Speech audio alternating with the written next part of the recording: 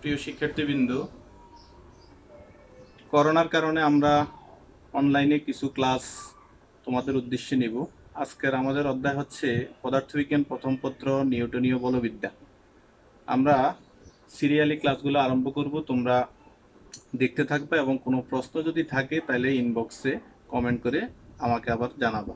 তাহলে আমরা আরম্ভ করি। প্রথমে নিউটনীয় বলবিদ্যা পড়তে গেলে আমরা প্রথমেই আসে যে মৌলিক বল কাকে বলে। প্রথমে আমরা দেখে নিব মৌলিক বল।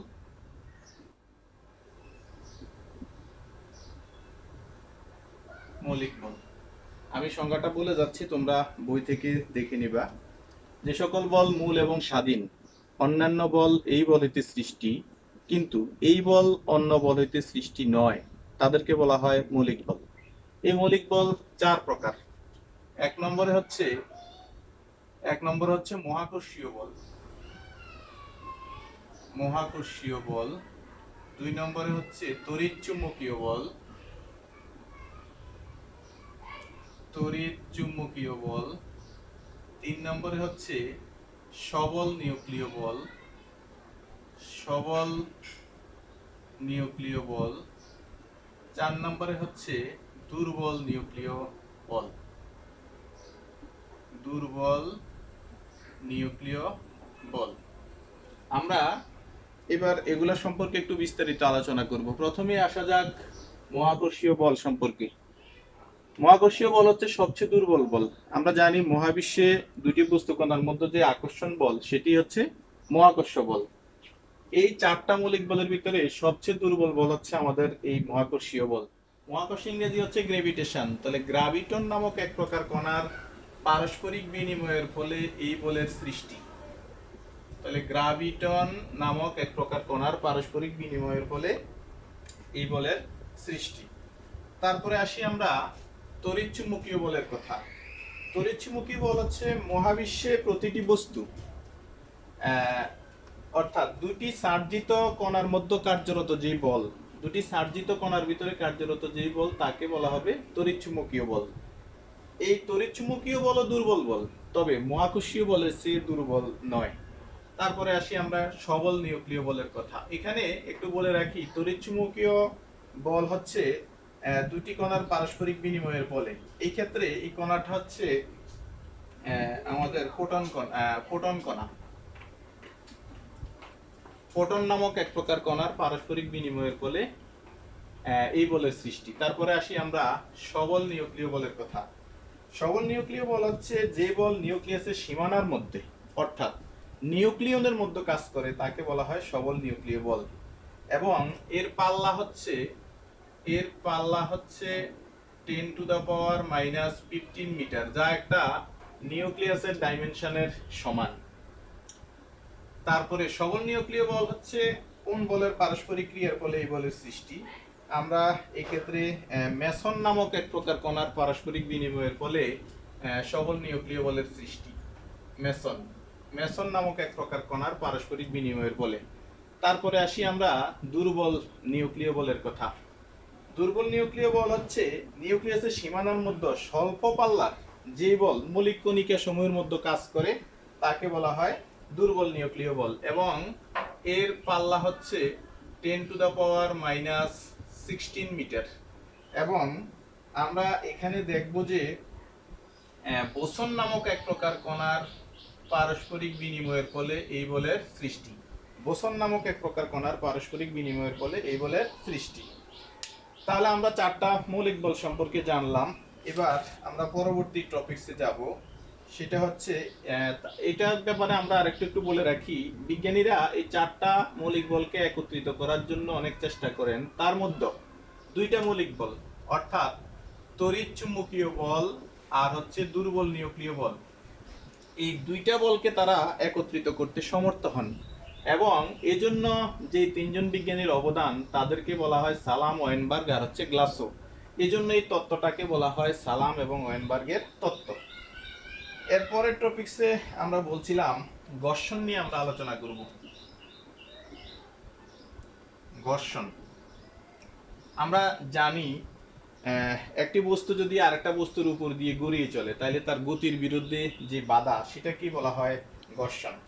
এখন ঘর্ষণ সম্পর্কে বলতে গিয়ে আমরা এইরকম দেখতে পারি, যেমন এটা একটা মেজ বা তল, মেজ বা তল। এখানে এম বরের একটা বস্তু আমরা রাখলাম, এই তলের উপর দিয়ে টেনে নেওয়া হচ্ছে। তাহলে এখানে মনে করি পিটা হচ্ছে আমার প্রযুক্ত বল। বল যেদিকে ক্রিয়া করে ঘর্ষণটা তার বিপরীতে কাজ করে। তাহলে এখানে বিপরীতে ঘর্ষণ বল হচ্ছে এফ। তাহলে আমরা তার ওজন কিন্তু খাড়া নিচের দিকে ক্রিয়া করবে, ওজন ডাব্লিউ সমান হবে এমজি, এবং তার একটা প্রতিক্রিয়া বল থাকবে, প্রতিক্রিয়া বল হচ্ছে ক্যাপিটাল আর, এটা সমানও আমরা লিখতে পারি এমজি। তাহলে এখানে যদি আমরা উল্লেখ করি তাহলে এখানে আমরা দেখতে পারবো পিটা হচ্ছে আমার বস্তুর উপর প্রযুক্ত বল,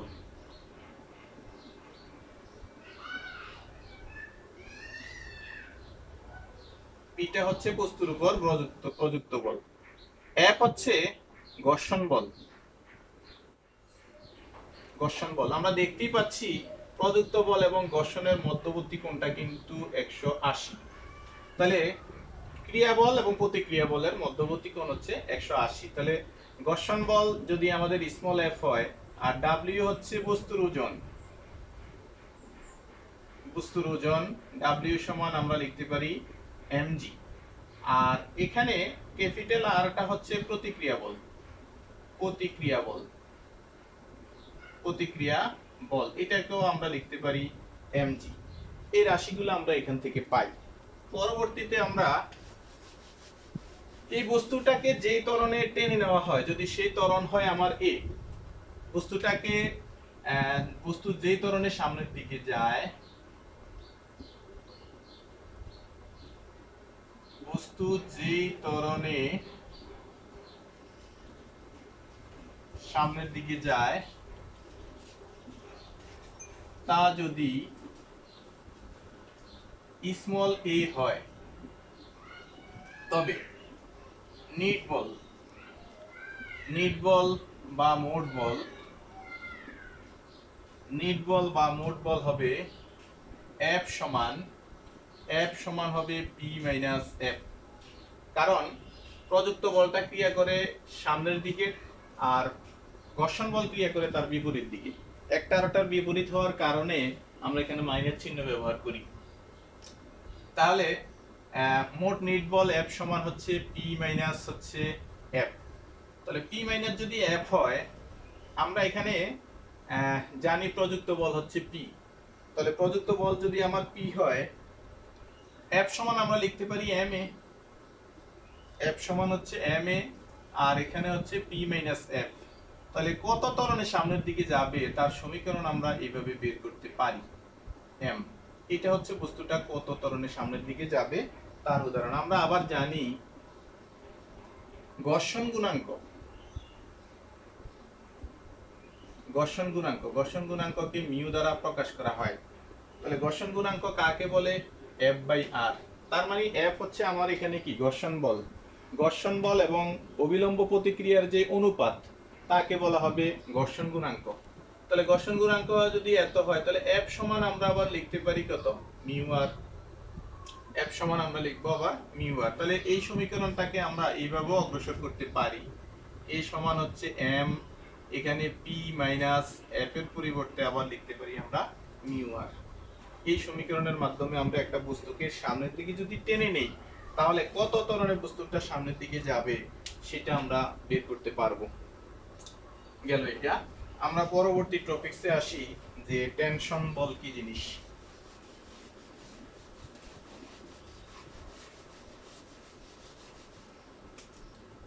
টেনশন বল,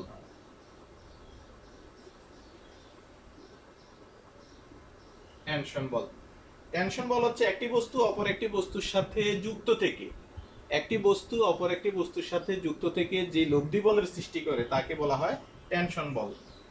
এখানে লিফটের গতি নিয়ে যদি আমরা আবার আলোচনা করি, লিফটের গতি, লিফট যখন উপরে ওঠে, উপরে ওঠার ক্ষেত্রে, উপরে ওঠার ক্ষেত্রে একটা লিফট যদি এইভাবে উপরের দিকে উঠে তাহলে তার ওজন কিন্তু ডাব্লিউ সমান এম, জি নিচের দিকে ক্রিয়া করে যে কোনো বস্তুর ওজন। আর উপরের দিকে উঠে বস্তুটা যদি হয় তাহলে তার অবিলম্ব প্রতিক্রিয়াটা যদি হয় আর, উপরের দিকে উঠতে যে টান বল সেটা যদি হয় আর, তাহলে উপরে উঠার ক্ষেত্রে নিট বল, উপরে উঠার ক্ষেত্রে মোট অথবা নিট বল আমরা দাঁড় করাইতে পারি এইভাবে যে F সমান হবে আর মাইনাস ডাব্লিউ, কারণ দুইটা বল পরস্পর বিপরীত দিকে ক্রিয়া করার কারণে একটা থেকে আরেকটা কি হবে, মাইনাস হবে। তাহলে আমরা যদি যে টান বলে উপরে উঠে, যেখানে আরটা হচ্ছে উপরের টান বল, উপরের টান বল, এখন আর এর মান যদি আমরা বের করতে চাই তাহলে আর সমান কত হবে, এ প্লাস ডাব্লিউ। আমরা জানি এফ সমান হচ্ছে এম এ আর ডাব্লিউ সমান হচ্ছে কত, এম জি। যদি এম কমন রাখি তাহলে এখানে হবে আমার জি প্লাস এ। অনুরূপভাবে লিফট নিচে নামার ক্ষেত্রে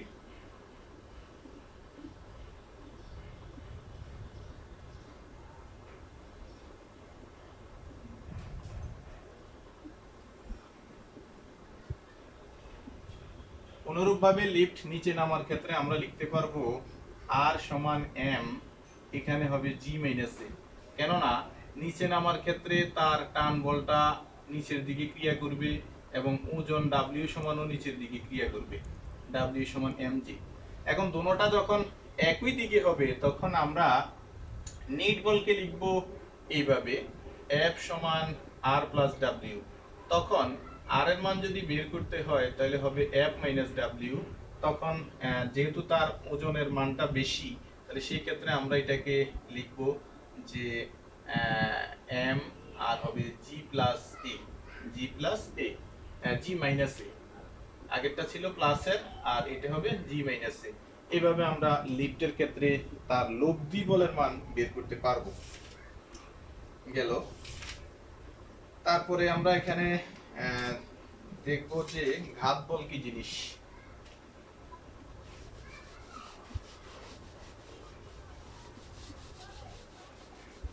ঘাত বল,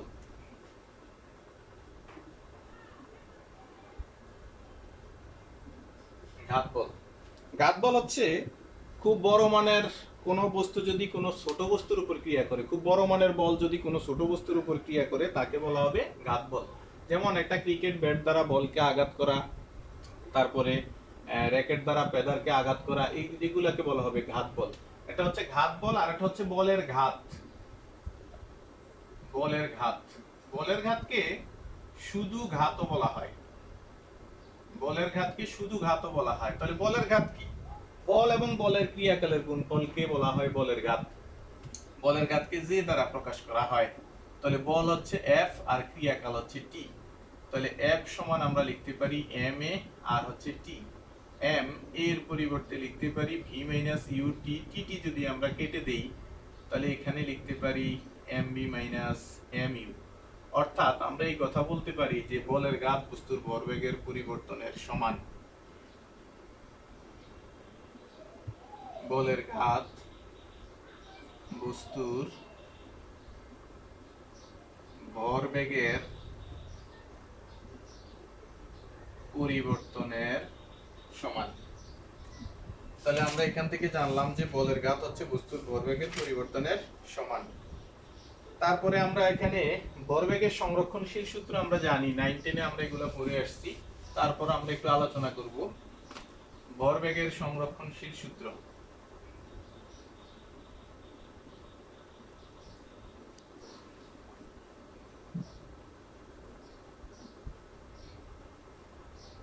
ভরবেগের সংরক্ষণশীল সূত্র, দুইটি বস্তু যদি একে অপরের সাথে সংঘর্ষে লিপ্ত হয়, যেমন এই ঘটনাটা যদি হয় সংঘর্ষের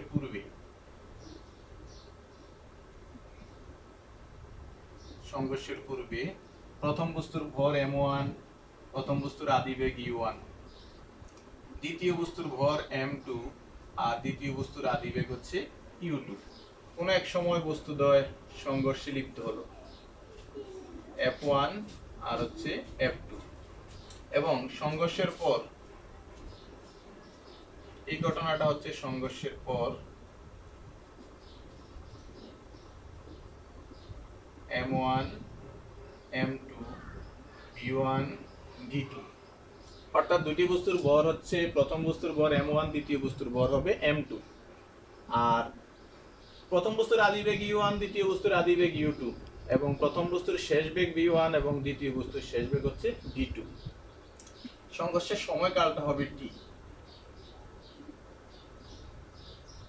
সংঘর্ষের সময় হবে T। তাহলে ভরবেগের সংরক্ষণশীল সূত্রটা হবে এইরকম, আমরা জানি M1 U1 plus M2 U2 plus M1 V1 M2 V2। বস্তুদ্বয় সংঘর্ষের পরে যদি একই বেগে চলে, অর্থাৎ V1 আর V2 যদি সমান হয়, অর্থাৎ D হয়, তাহলে আমরা এই সূত্রকে লিখব এইভাবে যে M1 প্লাস M2 আর এখানে হবে তোমার D, M1 U1 প্লাস হবে M2 U2। দুইটা সূত্রই আমরা অঙ্কের ক্ষেত্রে ব্যবহার করব ভরবেগের সংরক্ষণশীল সূত্র হিসেবে। এখানে আমরা আরেকটা জিনিস যদি একটু দেখি, যেমন প্রথম বস্তু কর্তৃক দ্বিতীয় বস্তুর উপর ক্রিয়ারত বল, প্রথম বস্তু কর্তৃক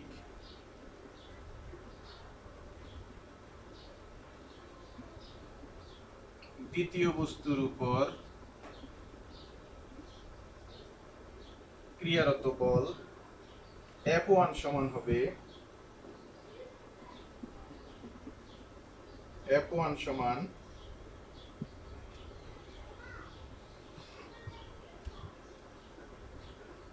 F1 সমান M2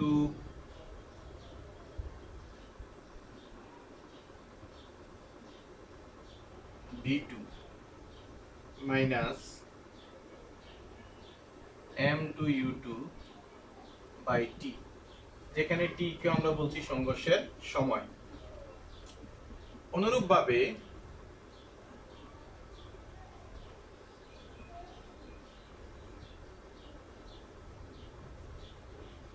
দ্বিতীয় বস্তু কর্তৃক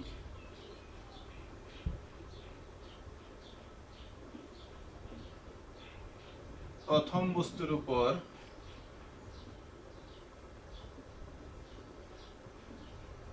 ক্রিয়ারত বল F2 সমান হবে M1 V1 minus M1 U1 by T। এই সূত্রদ্বয় আমাদের মনে রাখতে হবে অঙ্কের জন্য। এটা গেল ভরবেগের সংরক্ষণশীল সূত্রের কথা। ভরবেগের সংরক্ষণশীল সূত্র থেকে আমরা বন্দুকের পশ্চাৎ বেগও বের করতে পারবো।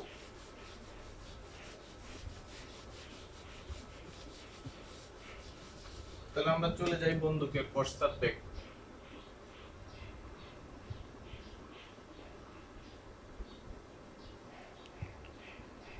বন্দুকের পশ্চাৎ বেগ ভরবেগের সংরক্ষণশীল সূত্র হইতে আমরা জানি M1 U1 plus M2 U2 M1 V1 plus M2 V2। এখন সংঘর্ষের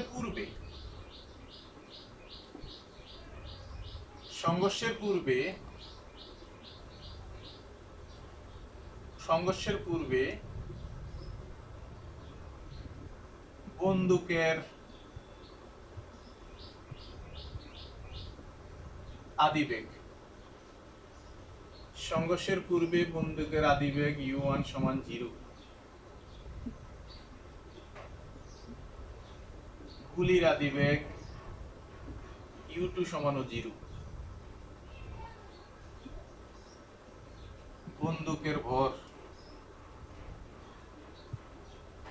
বন্দুকের ভর M1 সমান ক্যাপিটাল M, গুলির ভর M2 সমান হবে স্মল m। তারপরে সংঘর্ষের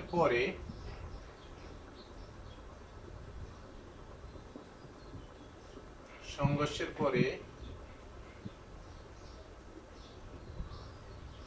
বন্দুকের শেষ বেগ B1 সমান ক্যাপিটাল বি, গুলির শেষ বেগ V2 সমান হবে স্মল বি।